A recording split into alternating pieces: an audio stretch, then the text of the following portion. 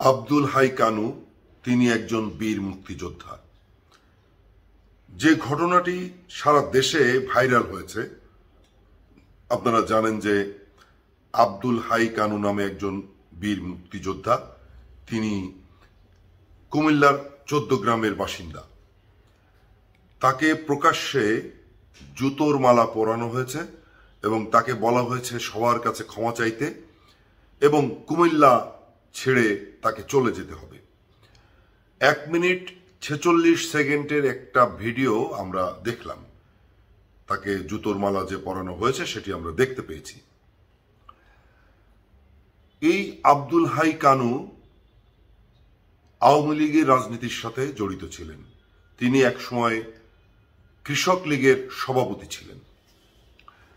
তার বিরুদ্ধে অনেকগুলো মামলা ছিল এবং এমনকি যুবলীগের একজন কর্মী বা নেতাকে হত্যা মামলার আসামিও তিনি ছিলেন। আমি ধরে নিলাম এই লোক একজন অপরাধী। ধরে নিলাম যে তার বিরুদ্ধে অনেক অভিযোগ আছে এলাকায়, তিনি অনেক অপরাধ করেছেন। এটি হতে পারে সত্য। মুক্তিযোদ্ধা হলেই যে 7 খুন মাফ হয়ে যাবে সেটি তো হতে পারে না। বিচার সবার জন্যই সমান হতে হবে। কিন্তু কথা হচ্ছে যে প্রকাশ্য দিবালোকে কিছু মানুষ, যে কোনো মানুষকে, হোক সে মুক্তিযোদ্ধা, হোক সে ক্রিমিনাল, হোক সে যে কোনো দলেরই লোক হোক না কেন, তাকে কি এভাবে হেনস্থা করা যায়? আব্দুল হাই কানু একজন মুক্তিযোদ্ধা ছিলেন। তিনি এখন বৃদ্ধ, তিনি অসুস্থ, তার বুকে নাকি 2টো রিং পরানো আছে। তিনি বাজারে গিয়েছিলেন, সেখান থেকে তাকে কিছু যুবকরা কলার ধরে টেনে এনে একটা স্কুলের সামনে নিয়ে আসে।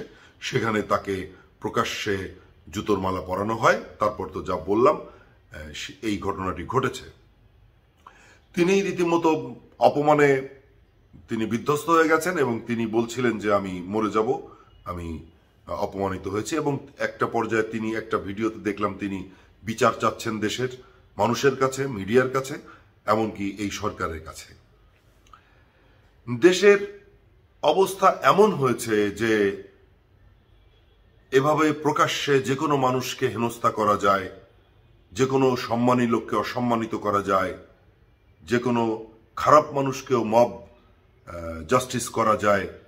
রাস্তাঘাটে একজন চোরকে, একজন ছিনতাইকারীকে পিটিয়ে মেরে ফেলা যায়, অথবা ভিন্ন মতের লোককে পিটিয়ে মেরে ফেলা যায়। তাহলে দেশে আইনটা কোথায়? আর আইন কবে প্রতিষ্ঠিত হবে? এই সরকার August, September, October, November, December 5 মাস হয়ে গেছে। আইনের শাসন তো আমরা দেখতে পাচ্ছি না। এভাবে যদি চলতে থাকে, শুধু কি আইনের শাসনের কথা, কোনো দিক দিয়ে কোনো উন্নতি তো আমরা আসলে দেখতে পাচ্ছি না। যে ঘটনাটি ঘটেছে এটা খুব নিন্দনীয় একটি ঘটনা। তার যদি কোনো অপরাধ থাকে, সেটি আইন আছে, সে আইনে বিচার হবে। আমরা কেউ রাগের বশবর্তী হয়ে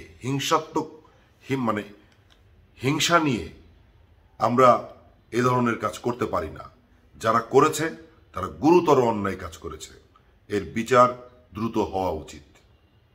সবাই ভালো থাকবেন।